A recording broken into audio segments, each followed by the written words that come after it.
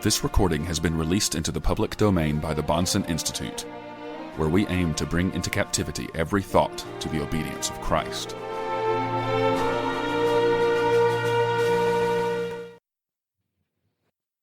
We decided to make a little bit of a change tonight.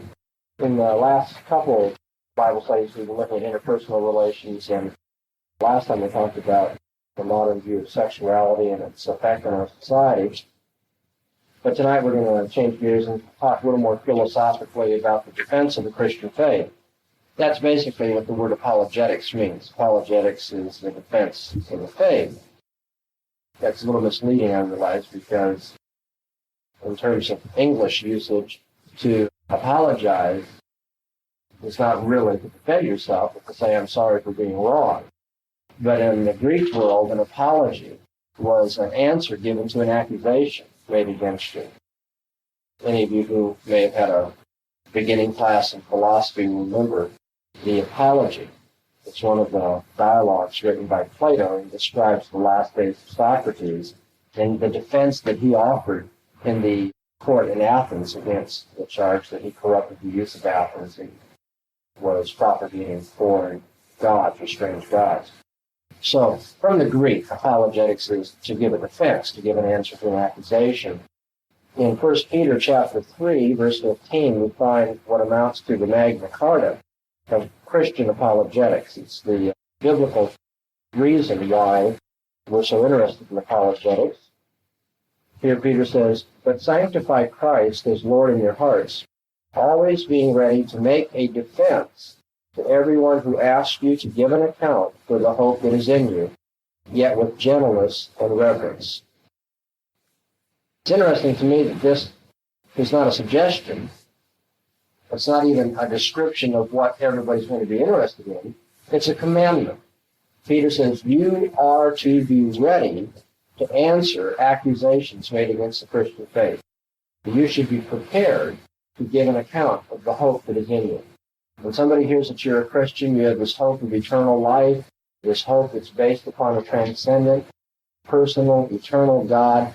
When people hear this testimony and they challenge it, you must be prepared to respond to that, to give a defense.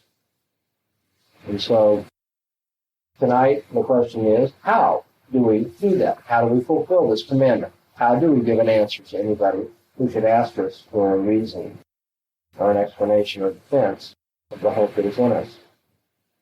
Turns out that if I'm to be over-simple and generalize here, there's two basic approaches to the defense of the faith that are current in evangelical circles, that are conservative, Bible-believing Christian circles. Very broadly speaking, I would say you have what could be called the evidentialist approach to the defense of the Christian faith, evidential apologetics. On the other hand, you have what will be called presuppositional apologetics. Now, all of this means nothing to you, it's only labels, but I want to lay out a little groundwork so you see the categories in which we're going to be talking. Evidential apologetics is one method of defending the faith. Presuppositional apologetics is another method of defending the faith, and both have their adherents. And I want to make it very clear that both schools of thought can enlist in their support men who are very godly, men who are well-read, who have good minds, good hearts, and are really intending to serve the Lord. It's really a question of what is the best methodology, and the methodology that most comports with all the other teaching of Scripture as to how we should conduct our lives and how we should think as God's people and that sort of thing. So it's not a question of who really is a Christian and who's not. This is a discussion within Christian circles. Okay? And the reason I'm so sensitive about that and want to stress it is that often when Christians start debating what method they should use in defending the faith, we treat each other more like the enemy than those who are outside the faith. We end up trying to debate and win arguments with one another rather than dealing with those who, need the gospel and who are outside the church altogether. While I have a definite opinion as to which of these two is the most biblical and most successful approach to defending the faith, nevertheless, I begin with healthy respect for both sides, both opinions. What do we mean by evidential apologetics? if I want to present Christian evidences as a way of defending the faith, first of all, I want to say to my opponent, to the unbeliever who is challenging the faith, well, let's both of us try to rid ourselves of all of our assumptions as much as we possibly can. Let's both be just as neutral and as open-minded as we possibly can. Let's not have any pre-commitments. Let's not be leaning this way or that. Let's just be totally indifferent, open-minded, or neutral. Now, if we both approach this subject with an open mind, and we're going to be neutral in our opening point, we have to agree also on certain standards of argumentation that will be used. What will it take to convince you to say that we have justification for this or that claim? What sort of warrant is going to be accepted when we debate matters of truth in religion? Okay, so I talked to the unbeliever, and it turns out that we can agree now, believer and unbeliever can agree that our starting point and our standard will be, let's say, the laws of logic. You can't contradict yourself. You must be consistent in argumentation. We will accept that what we learn through our senses is basically reliable. That, when we see things or touch things, smell things, that's the kind of evidence we're looking for. Those sorts of matters. So we start by being neutral, and then we talk to each other when we come to a common starting point and use a common standard of evidence, and then we approach the facts as open-minded, agreed upon in our standards, open-minded explorers who are going to find out what the facts actually tell us. Now, one of the facts, in fact, the primary fact, for those who hold to evidential apologetics, that is significant in defending the faith, is that the Bible records miracles, that God demonstrates the truth of his messengers, the truth of what the apostles and the prophets said, by mighty works, mighty wonders that were done. Here's the classic Old Testament illustration. Elijah meets the priest of Baal on Mount Carmel. And Elijah invites them to have fire come down from heaven at the direction of their elect God and to consume the sacrifices from laid on the altar. Okay, and they go into all these shenanigans, and they moan and they groan and they chant and they try to get their God to do this. And Elijah's sitting over there engaged in what's called holy mockery, making fun of them. What's wrong with your God on vacation? Is he falling asleep? This sort of thing. And they finally are frustrated. They've cut themselves. They tried to, pacify the guys. They can't get anything done. So then Elijah, recall, has buckets of water poured on him. He's going to make it just as difficult as he possibly can.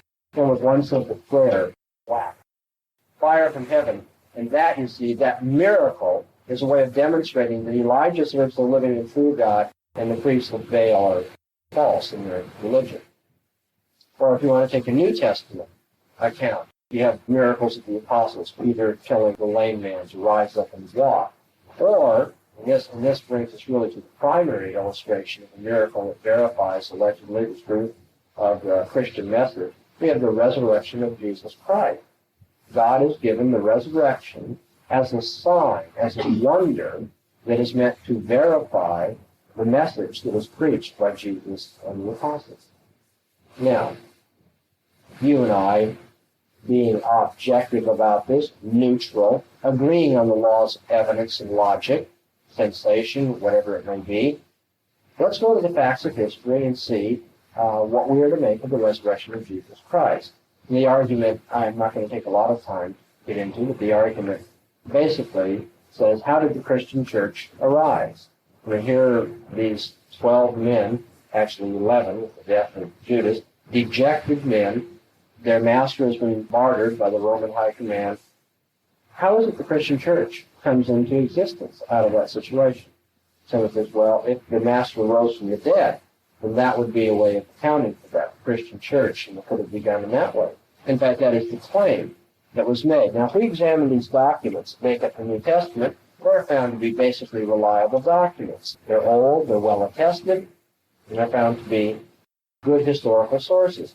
The evidence here indicates that for whatever else you want to say about the situation, 3 days after Jesus was killed, the tomb was empty in which he was laid. Now, how do we account for that empty tomb? Now, here are all these theories. One theory says the disciples stole the body, and the defender of the Christian faith says, now, is that really very credible with all these Roman soldiers? You have 11 disciples. We're really to believe they overcame the soldiers and that they could still preach credibly like the resurrection we believe? Forget it. Or the theory that Jesus never really died. He just swooned upon the cross. It appeared to people that he died, and in the cool of the grave he revived, and 3 days later he pushed the stone away from the door in this injured state and all the rest, and then presented himself to the world as the Lord of glory. Well, the defenders of Israel, that just isn't very reasonable. No reasonable man, follow the common sense to believe that. Okay, then there's this theory and there's that theory. Well, we eliminate all the theories, and what do we have left? Well, the only thing we have left is we have to account for the empty tomb and the assumption that Jesus rose from the dead. All right. Now, if that's true, then there is a grand miracle that verifies everything that Jesus himself taught. That proves that he is the Son of God. And if he's the Son of God, and that means everything he said is true, and if what he said is that whatever his apostles should teach is true also, then we have verified the Christian message. Now, that is basically, it's very condensed, thumbnail sketch of evidential apologetics. We want to be neutral. We want to agree on our standards and starting point with the unbeliever. When we want to go to the facts and try to show that very probably something like the resurrection took place, and that if that's the case, then we can move out from that miracle to the verification of the rest of the Bible. Okay? Now, the presuppositional approach to Christian apologetics is the second category that I laid out for you a moment or two ago. Presuppositional apologetics says, no, we do not attempt to be neutral. In fact, it is impossible to be. No man is neutral, and we're just playing at a game if we think that we are. We all have our pre-commitments. We all have our assumptions, and try as we will, we cannot strip away all of those inclinations and those commitments that we have, our assumptions. Presuppositions are something that are always going to be there, because the presuppositions that we have will determine what you think are the proper standards of evidence and logic anyway. Moreover, not only is it impossible as a matter of fact, it is wrong as a matter of principle to try to be neutral. For Jesus says you can't serve two masters. You either are going to be committed to him or not. You can't serve the master of my intellectual sufficiency, if you will, the standards of unbelieving philosophy and science and historiography or what have you, and the master Jesus Christ. You can't really be neutral. And so the Christian should try to defend the faith by holding on to his presuppositions, and instead of asking the unbeliever, well, what can we agree on as a starting point in our standards, the Christian wants to say, let's look at your presuppositions and my presuppositions and see which of these presuppositions is going to allow for any kind of thinking, any kind of historical investigation, any kind of ethics, whatever the subject may be. Which of these worldviews that we have is going to allow for any intelligibility in our lives at all. So, what I do is I talk to the unbeliever and I want to find out what his outlook on life is. What's his view of the world? What's his view of man? His view of logic? His view of evidence? His view of free will and history? And whatever the subject that seems relevant to our conversation might be, I want to get his background. How is it that man has this unique dignity, that we're supposed to have an ethic? How is it that we can use laws of logic, or that we can understand the facts of history? Now, if he has a view of the world, for instance, let's say he doesn't think there's a creator, he doesn't think there's a God who controls every event of history according to his preordained plan, and that whatever happens just happens by chance. If we live in a random chance universe, how is it that there could be any connection between the facts that's intelligible to us? How is it that this chance soup in my head called a brain can look through the chance eyeballs that I have at this chance world around me and find any intelligible laws and connections that make sense? Why think that my memory is reliable? Why think that we have to use ethical standards of honesty and consistency when we argue? And on and on and on. And it turns out that the presuppositional says your presuppositions actually wipe out rationality, make the knowledge of any fact unknowable, not just the knowledge of the resurrection. But you can't know anything. You can't know the nose, on your face. You can't even know the most basic standards of life, living, thought, what have you. And on the other hand, the Christian then lays out his world. We believe that God has made the world, that he's such and such a God, that he made man in the following way, that history proceeds in this fashion. But there are miracles, of course, in the Bible that verify the message of God, on and on and on. And in terms of that world, in terms of that outlook on life, in terms of that philosophy, we can make sense of logic and history and ethics and all the rest. And so what we want to do is to present the intellectual challenge of the gospel in the following form, that it's either Christianity or nothing. That the world is sounding fury, signifying nothing if you're not a Christian, or everything can make sense and have its place and be interpreted and have intelligibility about it. And so let's examine the goals of the two systems of apologetics. The one system says we're going to begin as open-minded, neutral people and come to the facts together and conclude that very probably, this miracle took place. Very probably that means that the rest of the Bible is true. Whereas the presuppositional approach doesn't want to end up by saying, well, very probably there's a God, and very probably Jesus was his son, and very probably he rose from the dead, and therefore very probably the Bible is the Word of God and can be trusted. The presuppositionalist wants to say there's no doubt whatsoever but that the Bible is the Word of God, and anybody who says otherwise doesn't have a foundation on which to stand, even to make his criticism stick. Okay, so we're trying to pull the rug out from under the unbeliever altogether. Now, these then are the two basic approaches to apologetics that are found today. And unless I miss my mark, I think probably the easiest one to follow is the evidential approach. That kind of catches people's fancy. It seems like it's intellectually respectable. We're going to be open-minded, that sort of thing. And it's very popular in evangelical circles. You walk into any Christian bookstore in Southern California, and you go to the section dealing with the defense of the Christian faith, apologetics, you're going to find what I've just said is the evidential approach.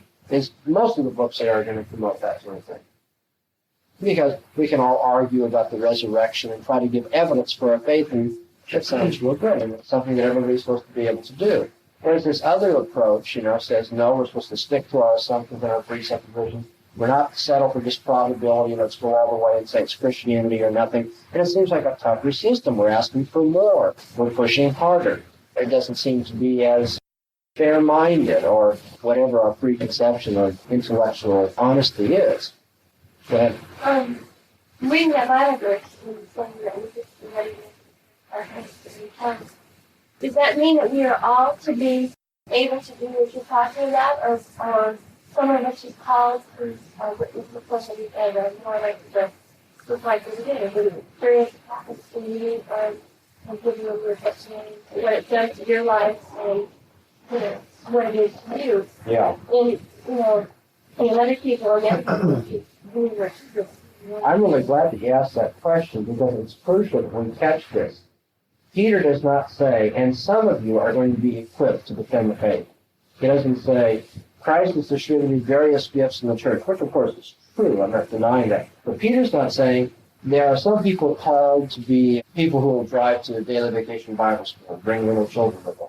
And other people will be given the gift of saying, Jesus changed my heart, it means a lot to me, and give this warm, personal testimony. And then other people are going to be able to do something like defend this intellectually, too.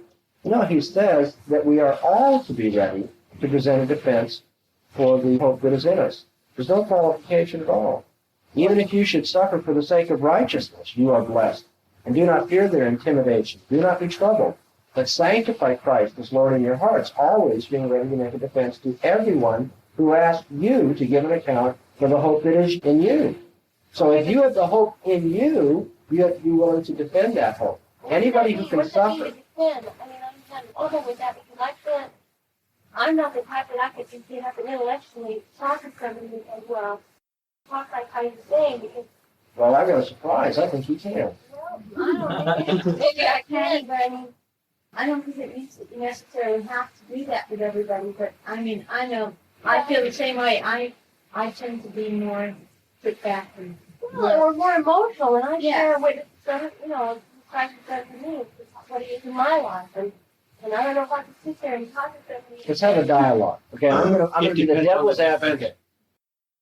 Let's go through this. You tell me now, what does it mean to be a Christian? briefly. Brothers. No, I want everybody to open their mouth. We're not going to have a good discussion if we all say that. So what do you want me to tell you? Just briefly, pretend that I'm an unbelieving friend, and we've met in a college classroom. Yeah, I wouldn't necessarily start sharing Christ with you unless the opportunity arose. The opportunity just arose, okay? Thanks, Greg. Well, I think depending on what we're talking about, if I could bring in Christ in the conversation, because I maybe she was going through something in her life, she was going to have a problem. I'm sorry.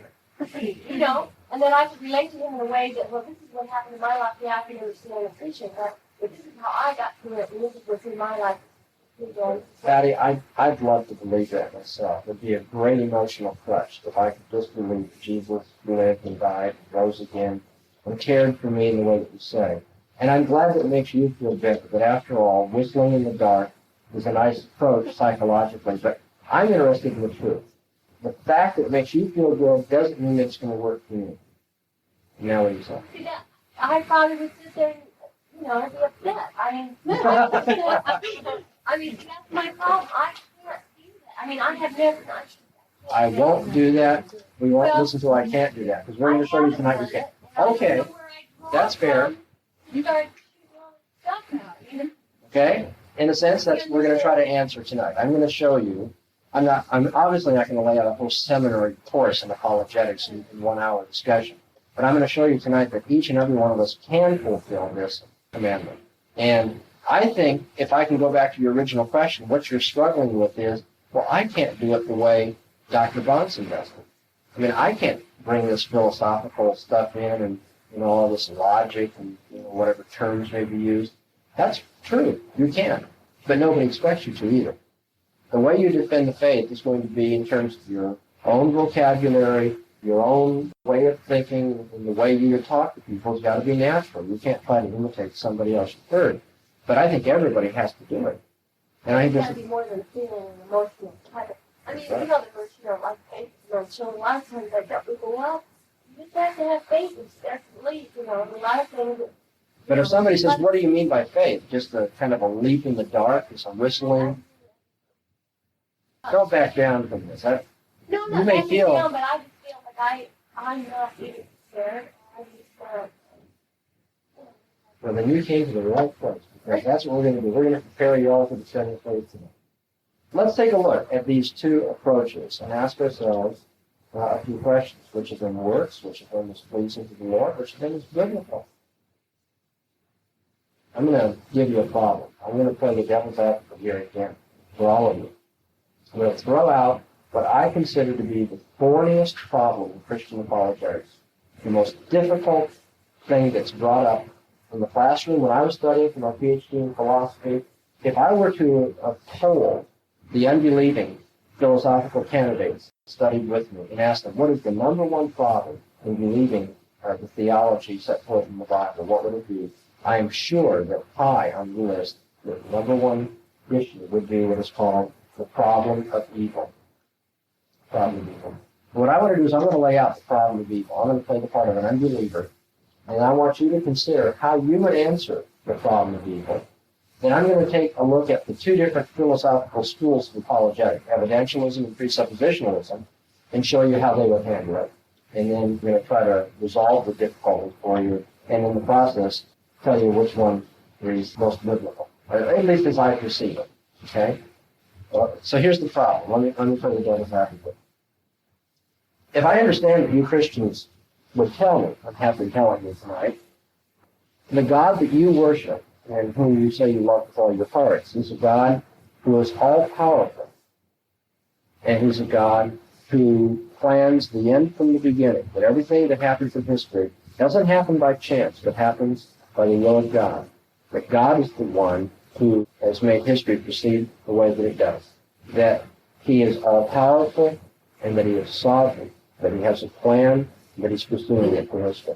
On the other hand, you tell me that this God is all-loving, that he's a benevolent God, that as benevolent he wishes good to take place, that he's not evil. He doesn't want tragedy and injustice and sin. In fact, it's contrary to his will Therefore, if God is all-powerful, he can do whatever he wants to do. And if God is all-loving, what he wants to do is bring about maximum happiness for people and not tragedy and discomfort and pain. And so, if there is injustice, tragedy, or pain in this world at all, then either God doesn't want it, but isn't powerful enough to eliminate it, or God is powerful enough to eliminate it, but isn't loving enough to want to do so. How can you reconcile having an all-powerful God, an all-loving God, with the existence of evil round about us? You stop and think about the wars that have taken place throughout the history of man. You think about the homicides that have been committed. You think about the small children who have been molested and killed. You think about the gratuitous evil of mankind round about us. I remember the story related by Dostoevsky and the brothers Karamazov, where one of the brothers, who is a priest, is being interrogated by another brother who finds it very difficult to hold to the Christian faith. And he wants to illustrate the exquisite evil that's possible in the hearts, in the activities of men. And he relates an incident having to do with people who had a child that wouldn't stop crying. And so what they did is they put the child out in the food, in the outhouse, and left the child there in Russia, freezing winter weather. And the child, of course, it's terrible pain because of those exposed conditions. And the child, it turns out, messed her pants and was really screaming. This is a 2.5-year-old infant we're talking about now. And so the parents came and they actually spread the excrement in the child's mouth, punished her, and beat the child and left her out in the cold. And now the one brother Karamazov says, if you were to construct a world in which your will would be done, could you have the will to ordain and allow that kind of evil treatment of even that one child once in history? Would you have the heart to do that, my lordship? Your brother has to stop and think and whispers. Now, you all know stories that are equally as grotesque. The torture. You think of the way people are treated in prison in Iran. You think of the treatment that is given to prisoners of war anywhere in this world today. You think of the painful and mean things that we do, even in quote, polite and civilized society, to one another. And one has to wonder whether God doesn't care enough to eliminate this, or whether God is not powerful enough to eliminate this. Is it really logically possible that you have an all-powerful God, an all-loving God, and the pain and the evil and the tragedy that you see around? Now that, you see, to me, is the most difficult problem with Christian faith. So it just doesn't make sense. I wonder if any of you Christians can convince me that you can still believe in an all-powerful, all-loving God in the face of these situations. Well, a couple of things is, first, because a person has power like God, doesn't necessarily mean he's going to use it, or he may use it when he sees fit to use it. Secondly, I guess it depends on our concept of love. When God created Adam and Eve, he designed them to have a loving fellowship with him. And in fact, the Bible, from Deuteronomy and in Matthew and the New Testament, the commandments are always the same, that thou shalt love the Lord thy God with all thy heart and all thy mind and all thy soul. However, what happened was, and I can't explain this, but Lucifer, for one, decided to rebel against God, Lucifer being an angel of light. Should God have prevented that? Was he powerful enough to prevent that? Because he was using the example of the part that evil will destroy itself eventually, and that's what we will do with itself. Okay. And then God will vindicate it by not having anything to do with it, and then the right way will be set up in the second when it's made new. Why would he have to teach that? The perfect people. He's not teaching. Huh? He's on trial, well, not on trial, but basically proving that evil destroys itself. Well, why should he have to prove that? The evil proof God's not. Evil proving. Evil has its own way. Evil says we can do what we want because that's what Satan says, and that's what's bringing about all universal evil on the earth. Is because each person says I can do what I want. And how could each person know that if there wasn't like one figure behind all evil? All people couldn't know it, just like we couldn't know of God unless it was real. So evil has their leader, we have ours, and see the choices to be made. Well, the choice has already been told us that many will choose evil, and that's why the course of the earth is taking the direction it is. Why is that allowed? Because He doesn't allow it. He allows it in a certain. the wages of sin is death, and all men die. So what is the penalty? All men pay the same. Well, why did God allow him to sin? He gave freedom of choice. To create anything without freedom of choice would be to create robots. In fact, He does love us enough to give us that freedom. Well, I'm not sure philosophically that you couldn't make men who are free that would do the right thing. In terms of what you Christians teach in your theology, supposedly after the new heavens and the new earth have been introduced in the eternal state, we're all going to have free will. We're not going to be robots. But nobody's going to sin in heaven and have to be cast into hell after that point. That's true, because we have had the example of what happens when we do sin. So why didn't God start that way? Why do we have to end up that way? Why do we have to go through all the tragedy with the poor girl in the outhouse having her parents mistreated? Why couldn't God just make history and plan out a history wise? I mean, He has the power to do anything, remember. Why couldn't He just bring that situation that we're going to have at the end of history at the very beginning of history? Because there would be someone that would say again that why do we have to follow that? We'll see now. We know Wait. Wouldn't that be unrighteous for somebody to question the Lord like that? Satan did it. He was in heaven the first time. So you see, So where did that sin if he come was to from? stop it at that point, there would be no proof that he was correct. Why would He need proof if He made perfect people like they're going to be at the end of history? He made people, part of what He says, He made people with free choice. Yeah, but the people at the end of history are going to have free choice too. Right. You don't think that when we go to heaven that we're going to be robots, do you? We get to heaven because of our choices. That may be, but when we get to heaven, we're not going to lose our free will, are we? Are we ever going to use that free will in such a way as to sin and be cast out of heaven? When we go to heaven, we don't have the humanly body that's plagued us now. We don't have Satan's temptation. Well, aren't we all going to be resurrected someday and have a human body again that might then tempt us and we be cast out of God's presence? Through Christ, our heavenly form, yes.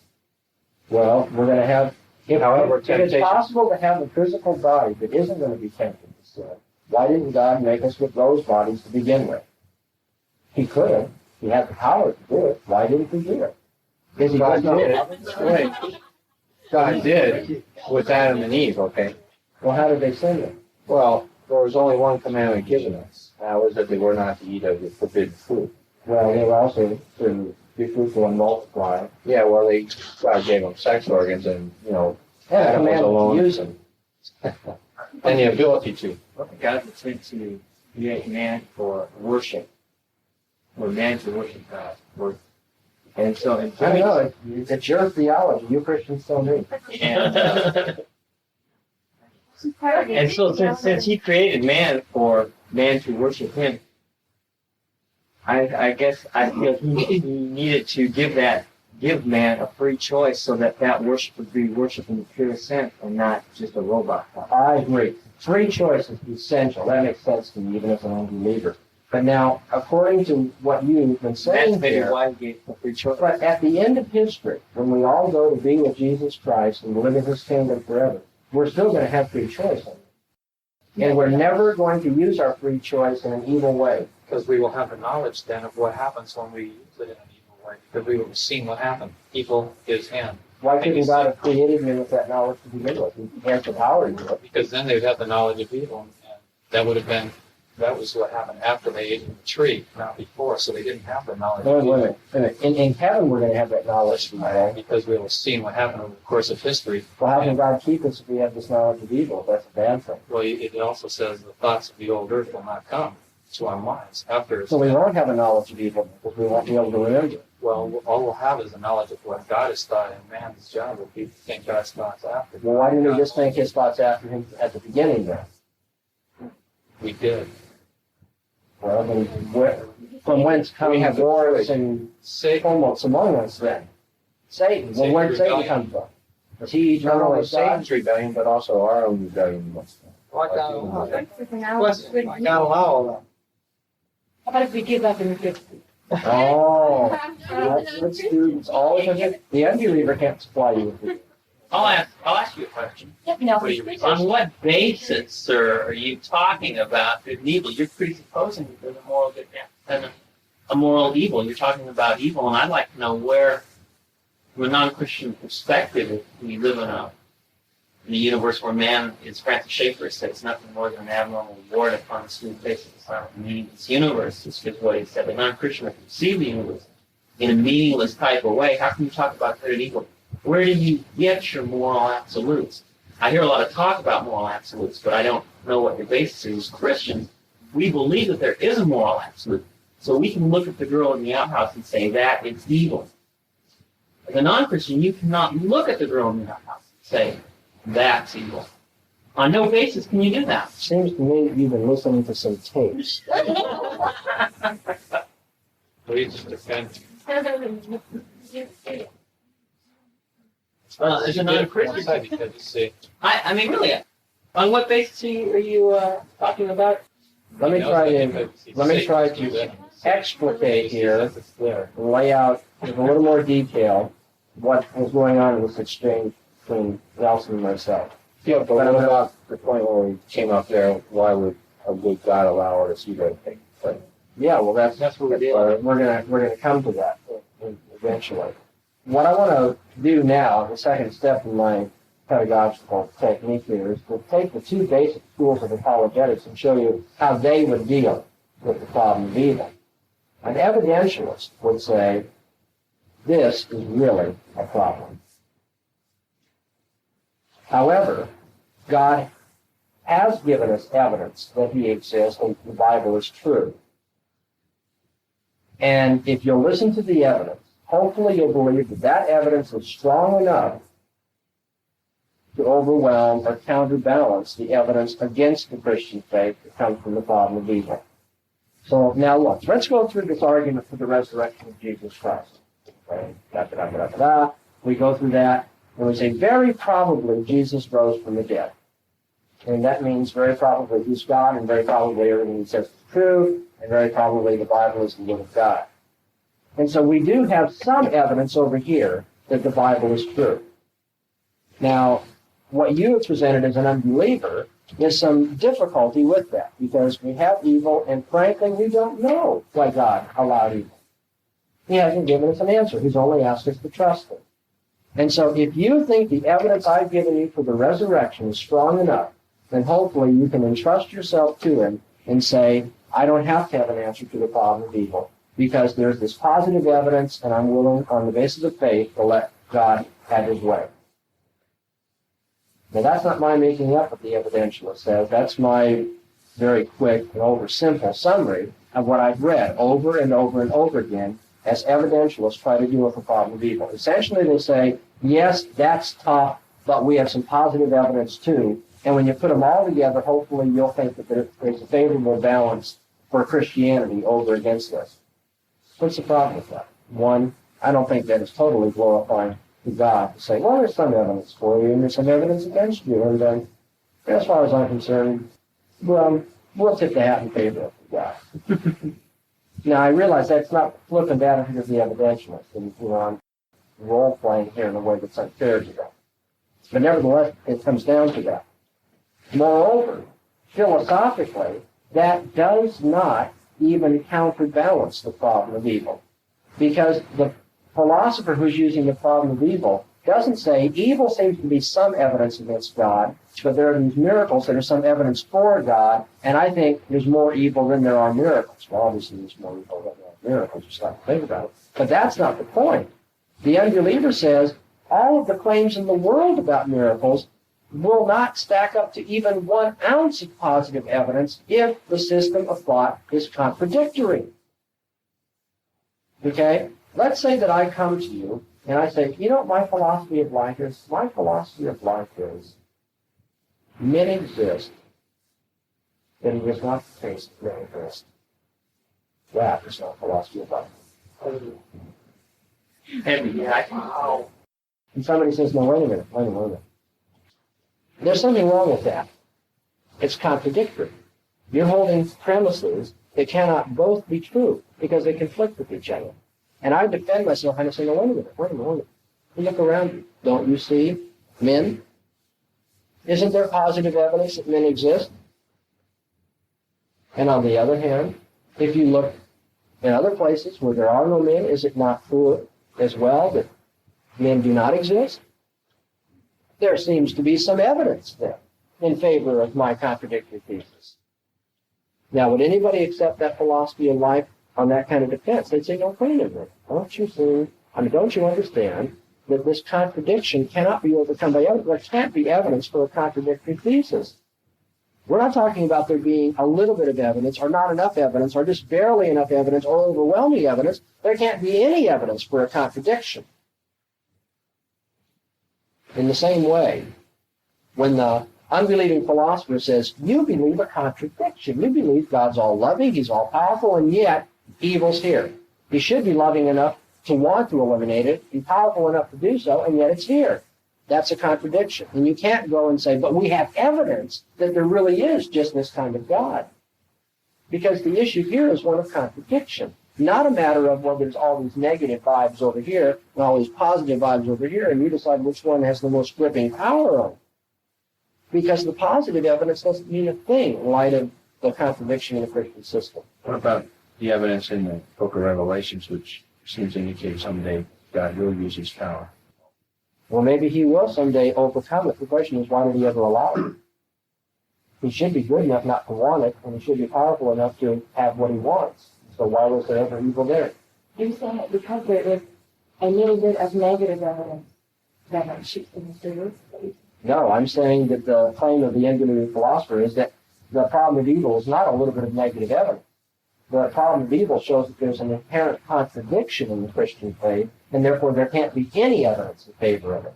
And when you say, well, the resurrection's evidence, you say it's not evidence for this theory, because you can't have evidence for a contradictory theory. The resurrection may prove that freak things happen in history. You must send it to Ripley's Believe It or Not. You know, maybe it'll end up on That's Incredible. But nevertheless, it cannot be evidence for the truth of Christianity, because Christianity has an inherent contradiction. I'm trying to make you see that the problem of evil is not a matter of balancing the positive evidence and the negative evidence. The problem of evil says this is not negative evidence, this is a refutation. It's not just, well, you know, doesn't this make you wonder a little bit? No, it's saying you can't believe that at all. Not at all. Not just a little or just enough or a little bit more than that. You can't believe a contradiction at all. Any more than you can believe, I believe that men exist, but I believe that it's not the case men exist. What you're saying, just to clarify something, what you're saying is that the problem of evil is contradictory if we don't properly deal with the problem of evil. I'm saying that that is the claim of the unbeliever, Yeah. that the problem of evil shows Christianity to be contradictory. Okay?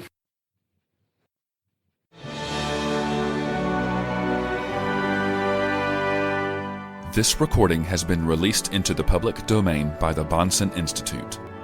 Duplication, sharing, and distribution is encouraged. For more information about the life and ministry of Dr. Greg L. Bahnsen, visit our website, bahnseninstitute.com, where we aim to bring into captivity every thought to the obedience of Christ.